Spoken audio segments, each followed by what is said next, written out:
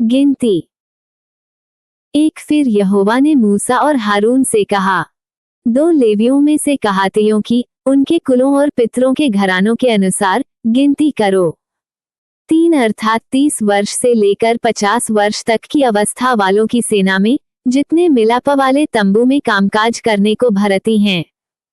4 और मिलाप वाले तंबू में परम पवित्र वस्तुओं के विषय कहातियों का ये काम होगा। 5 अर्थात जब जब छावनी का कुछ हो तब तब हारून और उसके पुत्र भीतर आकर बीच वाले पर्दे को उतार के उससे साक्षी पत्र के संदूक को ढांप दें। 6 तब वे उस पर सुइसों की खालों का ओहार डालें और उसके ऊपर संपूर्ण नीले रंग का कपड़ा डालें और संदूक में डंडों को लगाएं। 7 फिर भिजवाली रोटी की मेज पर नीला कपड़ा बिछाकर उस पर परातों, धूपदानों, करवों और उंडेलने के कटोरों को रखें और नित्य की रोटी भी उस पर हो।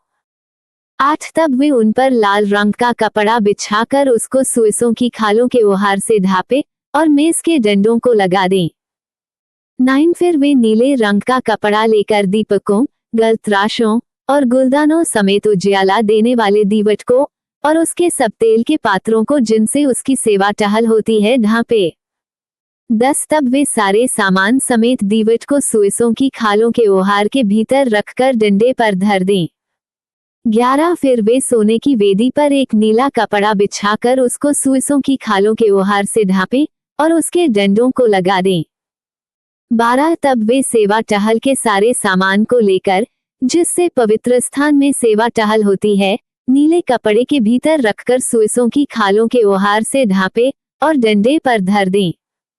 13 फिर वे वेदी पर से सब राख उठाकर वेदी पर बैंजनी रंग का कपड़ा बिछाएं। 14 तब जिस सामान से वेदी पर की सेवा टहल होती है वह सब, अर्थात उसके करछे, कांटे, फावड़ियां और कटोरे आदि, वेदी का सारा सामान उस पर रखें और उसके ऊपर सुइसों की खालों का ओहार बिछाकर वेदी में डंडों को लगाएं।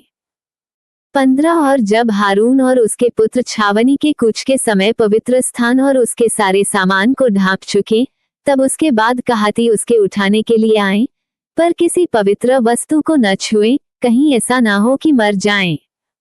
कहातियों के उठाने के लिए मिलाप वाले तंबू की यही वस्तुएं हैं।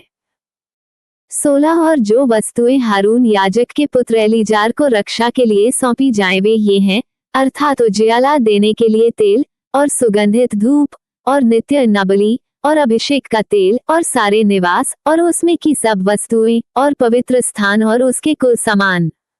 17 फिर यहोवा ने मूसा और हारून से कहा, 18 कहातियों के कुलों के गोत्रियों को लेवियों में से नाश न होने देना। 19 उसके साथ ऐसा करो कि जब वे परम पवित्र वस्तुओं के समीप आए तब न मरे परंतु जीवित रहें, अर्थात हारून और उसके पुत्र भीतर आकर एक एक के लिए उसकी सेवकाई और उसका भार ठहरा दें।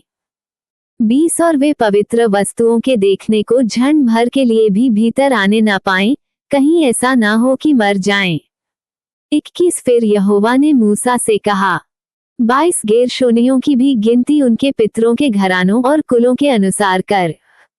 30 वर्ष से लेकर 50 वर्ष तक की अवस्था वाले जितने मिलाप वाले तंबू में सेवा करने को सेना में भर्ती हों उन सबों को गिन ले।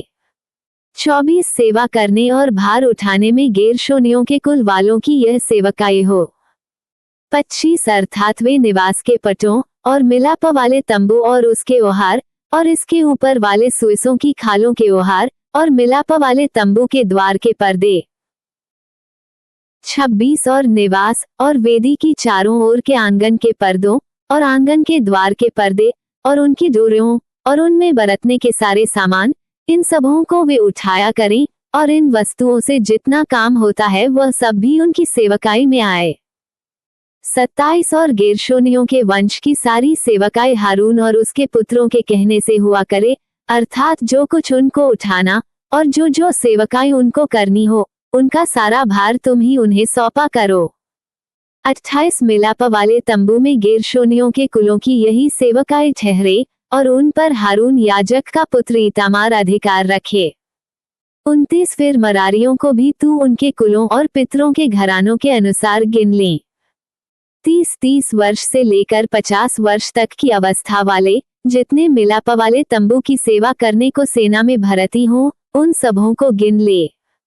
31 और मिलाप वाले तंबू में की जिन वस्तुओं के उठाने की सेवक आए उनको मिले वे ये हों, अर्थात निवास के तख्ते, बेड़े, खंभे और कुसिरियां। 32 और चारों ओर आंगन के खंभे और इनकी कुसिरियां, खूंटे, डोरियां और भांति भांति के बरतने का सारा सामान, और जो जो सामान ढोने के लिए उनको सौंपा जाए उसमें से एक एक वस्तु का नाम लेकर तुम गिन दो। 33 मरारियों के कुलों की सारी सेवकाई जो उन्हें मिलाप वाले तंबू के विषय करनी होगी वह यही है, वो हारून याजक के पुत्र इतामार के अधिकार में रहे।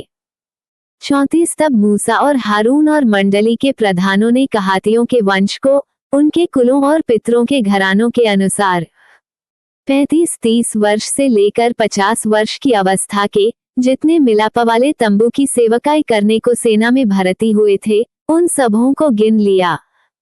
36 और जो अपने अपने कुल के अनुसार गिने गए वे 2750 थे।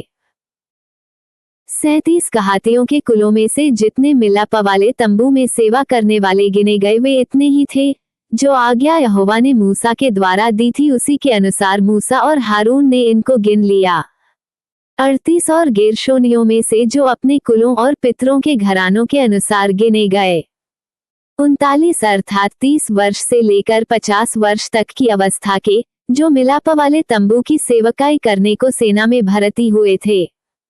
40 उनकी गिनती उनके कुलों और पितरों के घरानों के अनुसार 2630 थी।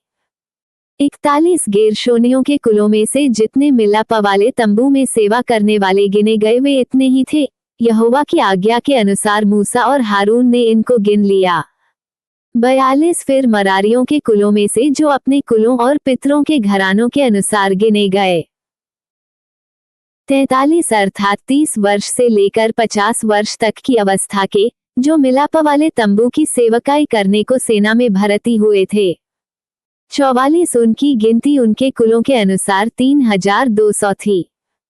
45 मरारियों के कुलों में से जिनको मूसा और हारून ने यहोवा की उस आज्ञा के अनुसार जो मूसा के द्वारा मिली थी गिन लिया वे इतने ही थे। 46 लेवियों में से जिनको मूसा और हारून और इस्राएली प्रधानों ने उनके कुलों और पितरों के घरानों के अनुसार गिन लिया। 47 अर्थात 30 वर्ष से लेकर 50 वर्ष तक की अवस्था वाले जितने मिलाप वाले तंबू की सेवकाई करने का बोझ उठाने का काम करने को हाजिर होने वाले थे। 48 उन सबों की गिनती 8580 थी।